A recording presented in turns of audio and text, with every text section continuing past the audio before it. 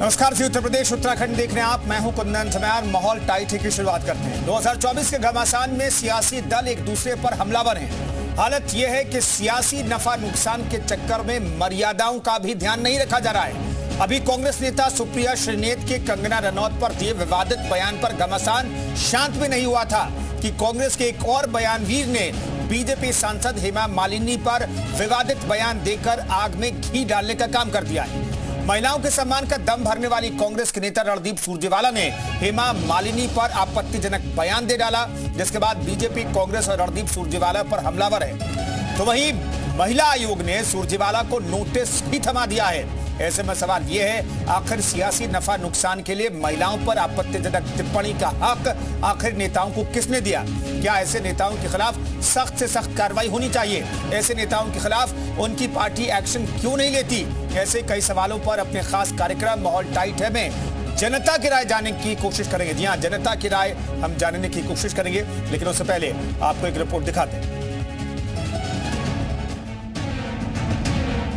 MLA MP क्यों बनाते हैं? ताकि वो हमारी आवाज उठा सके, हमारी बात मनवाएं, इसीलिए बनाते होंगे। कोई हेमा मालिनी तो है नहीं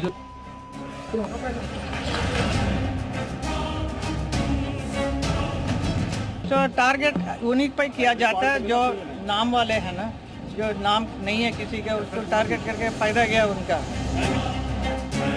तो हेमा मालिनी जी का भी बड़ा सम्मान करते, क्यों? धर्मेंद्र जी के ब्याह रखी है, बहू है हमारी। ये भारत की राजनीति में कांग्रेस पार्टी के द्वारा महिलाओं के प्रति अवमानना की एक नई निम्नता है।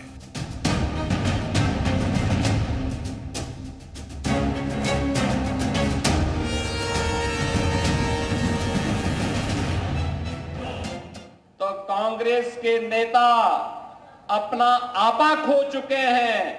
अब भारत की मातृशक्ति के प्रति अपमानजनक टिप्पणी करके आधी आबादी का अपमान करने पर उतारू हो चुके हैं।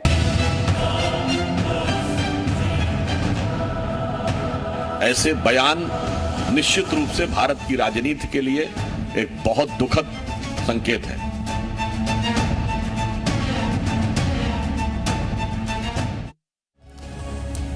तो बीजेपी कह रही है कांग्रेस की महिलाओं के प्रति यह नई निम्नता है। जो बात सुरजेवाला ने कही वो हम आपको सुना भी नहीं सकते टीवी पर। आप समझ सकते हैं ऐसा बयान उन्होंने दिया है। इस पर बातचीत करने के लिए तमाम सहयोगी हमारे साथ जुड़ रहे हैं और सहयोगियों के साथ उनके साथ जनता मौजूद है। देहरादून से हमारे साथ रामानुज जुड़ रहे हैं, नोएडा से विजय हमारे साथ जुड़ रहे हैं, सीतापुर से राजकुमार दीक्षित और अमेठी से राहुल शुक्ला हमारे साथ मौजूद हैं।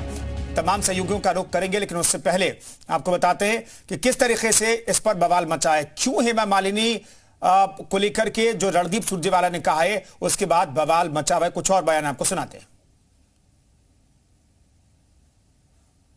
एमएलए एमपी क्यों बनाते हैं? ताकि वो हमारी आवाज उठा सके, हमारी बात मनवाएं, इसीलिए बनाते होंगे। कोई हेमा मालिनी तो है नहीं जो रणदीप सुरजेवाला जी का भी वह बयान सुना होगा जिसमें वो हमारी पार्टी की वरिष्ठ सांसद हेमा मालिनी जी के लिए किस प्रकार के आपत्तिजनक, अशोभनीय और अभद्र शब्द का प्रयोग कर रहे हैं, जिसे किसी औपचारिक मंच से बोलना भी संभव नहीं है। यह भारत की राजनीति में कांग्रेस पार्टी के द्वारा महिलाओं के प्रति अवमानना की एक नई निम्नता है।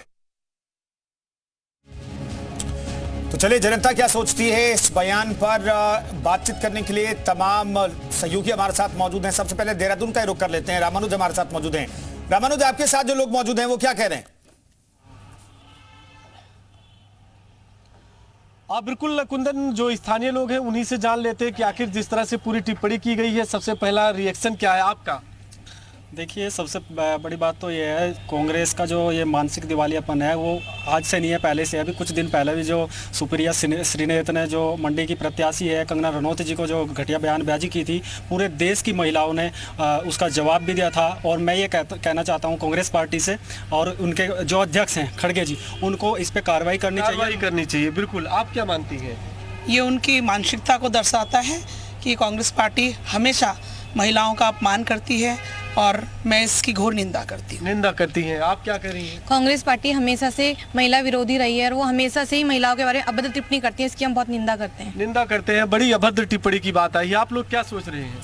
देखिए, कांग्रेस का हमेशा से जो स्टैंड महिलाओं के प्रति रहा है, वो चाहे राजस्थान को लेकर इनकी अभद्र टिप्पणी हो, वहाँ के मुख्यमंत्री जो बोलते हैं कि मर्दों का प्रदेश है और 6,810, यानी कि आप ये निंदनीय मानते हैं? आप बिल्कुल, और कठोर से कठोर कार्रवाई होनी चाहिए। क्या सोचते हैं युवा होने के नाते? देखिए, मैं तो ये मानता हूँ कि कुछ समय पहले ही अभी सुप्रिया श्रीनेत ने जो मंडी की प्रत्याशी कंगना रनौत जी के बारे में बोला था, उसके बाद भी इनको सद्बुद्धि नहीं आई। और जो अभी रणदीप सुरजेवाला का जो बयान आया हेमा मालिनी के प्रति, मुझे तो ये समझ में नहीं आता कि वो अपने संगठन में अपने पॉइंट बढ़ाना चाहते हैं या खुद को डिफेम करना चाहते हैं। तो आप लोग क्या चाहते हैं, कोई एक्शन होना चाहिए? जरूर एक्शन होना चाहिए, और राजनीतिक शुचिता के लिए ये चीज़ें जो गलत बयानबाजी होती है और महिलाओं के प्रति अपशब्द का प्रयोग किया जाता है, ये बिल्कुल नहीं होना चाहिए। और जो जिस भी पार्टी का राष्ट्रीय अध्यक्ष है, इस पे कार्रवाई होनी चाहिए। आप क्या मांग करती, क्या चाहती क्या हो?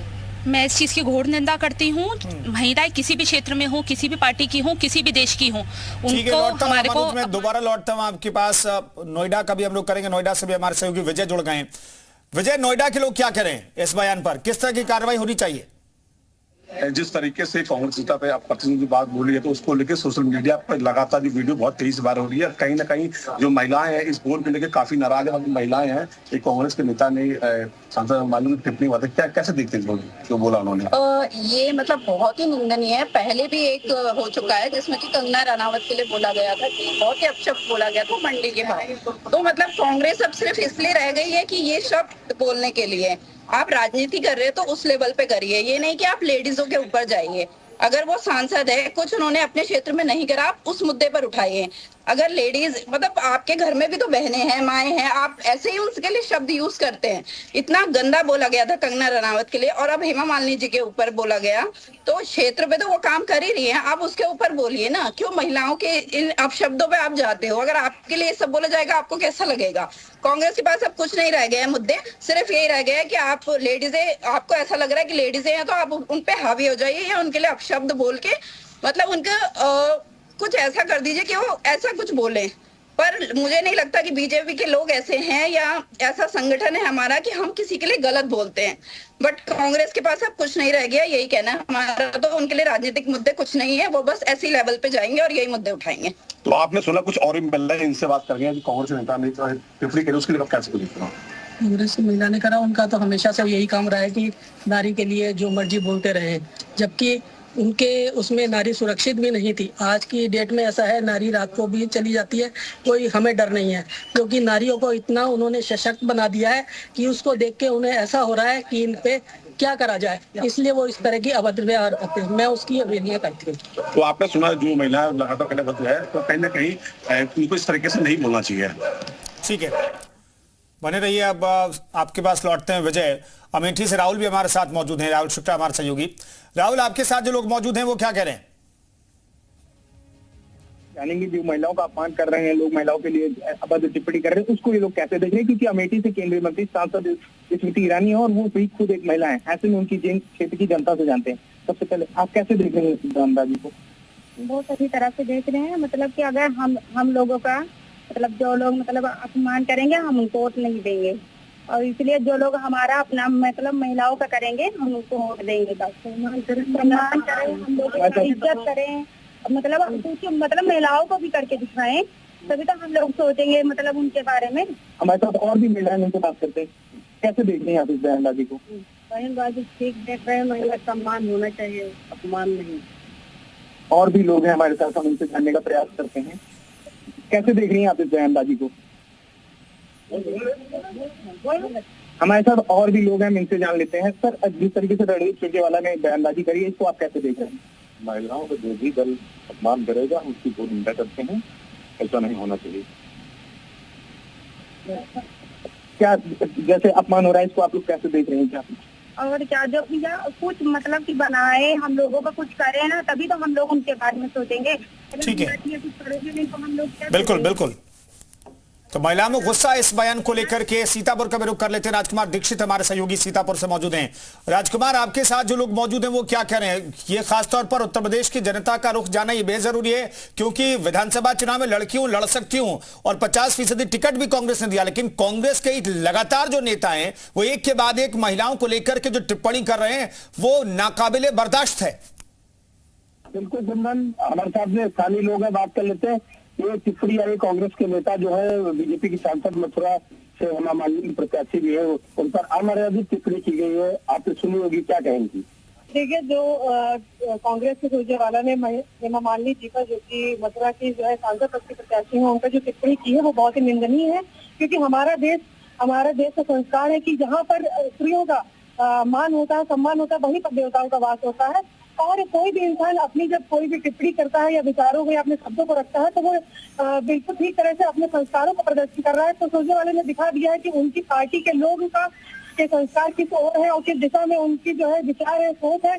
हमारे देश के जो सम्मानित स्त्री जो कि हेमा मालिनी जी, उनका जो ये टिप्पणी की गई है ये बहुत ही निंदनीय है और इस पर विशेष रूप से लोगों को बहुत ही अपना आक्रोश जता रहे हैं।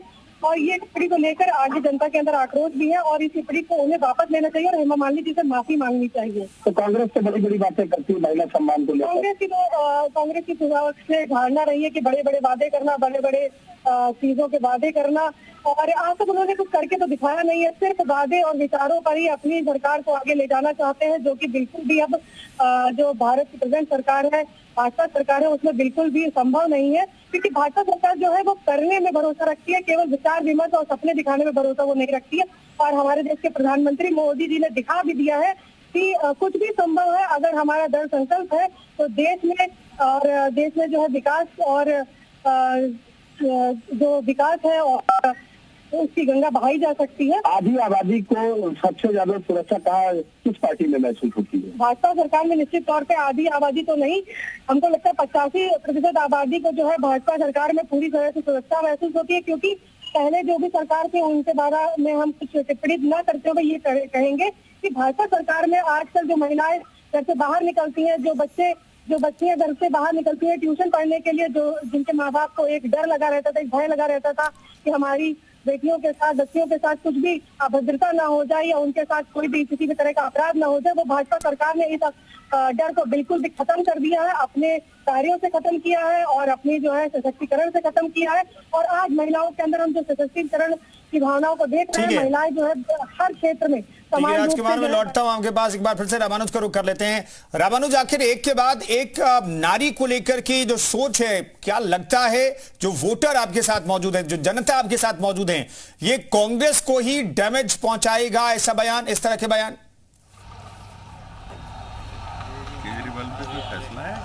आप बिल्कुल आपके सवाल का जान लेते हैं जवाब की आखिर में। जिस तरह का पूरा बयान है, युवा होने के नाते सबसे पहले आपसे जानते हैं कि ये कांग्रेस पार्टी को नुकसान पहुंचाएगा ऐसा बयान? देखिए, नुकसान पहुंचाने की बात तो मुझे समझ में नहीं आती है, क्योंकि उनके शीर्ष नेतृत्व में बैठे हुए जो राहुल गांधी हैं, उन्होंने ही एक बार बोला था कि शक्ति स्वरूपों को लेकर जो टिप्पणी की थी, तो अब रणदीप सुरजेवाला या सुप्रिया श्रीनेत से आप क्या एक्सपेक्टेशन कर सकते हैं, क्या उम्मीद कर सकते हैं? आप बताइए कि आखिर में ये जो पूरा बयान है ये क्या कांग्रेस पार्टी को नुकसान पहुंचाएगा? बिल्कुल नुकसान पहुंचाएगा।